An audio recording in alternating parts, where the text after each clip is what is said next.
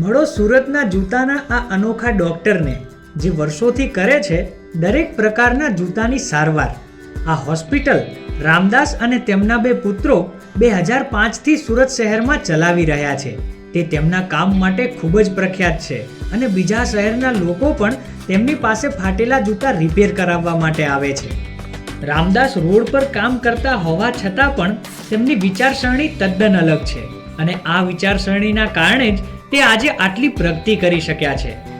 જો તમે સુરતમાં રહો છો તો રામદાસનો સંપર્ક કરવા માટે 81 604 69 436 નંબર પર સંપર્ક કરી શકો છો.